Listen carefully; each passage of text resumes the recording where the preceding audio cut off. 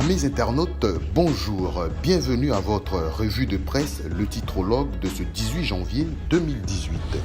Organiser l'audit des principaux marchés du pays, sensibiliser les acteurs économiques aux précautions à prendre dans ces espaces publics, organiser les états généraux sur la problématique de la construction des marchés, voici les 3 solutions proposées par le gouvernement pour lutter contre la succession des incendies qui ravagent les marchés en Côte d'Ivoire.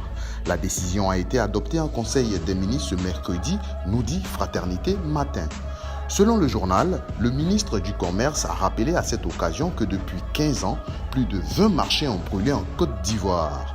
Les 3 mesures suffiront-elles à freiner les incendies dans les marchés? Les Anglais disent « wait and see ». Reprise du procès de l'ex-président ivoirien Laurent Gbagbo et de son co-détenu Charles Blé Goudé à La Haye. Le dernier témoin dévoile le complot du pouvoir, affiche notre voix.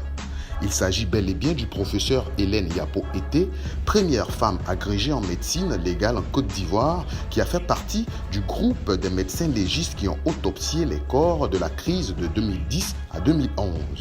Les détails de son témoignage dans ce numéro. L'ex-directeur général de l'Institut national supérieur des arts et de l'action culturelle, Tirbus Kofi, annonce son retour d'exil tambour battant. Avant son retour d'exil aujourd'hui, Tirbus Kofi se lâche, part à sa une le journal L'Inter.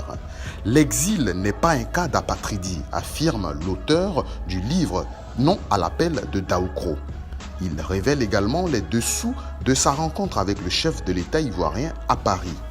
Ne vous faites pas raconter cette interview exclusive que vous retrouverez à la page 4 de votre journal.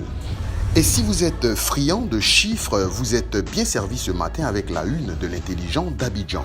Chômage, le taux de 2,8% est juste, mais nous travaillons sur 23%, affirme le porte-parole du gouvernement, Koné Bruno.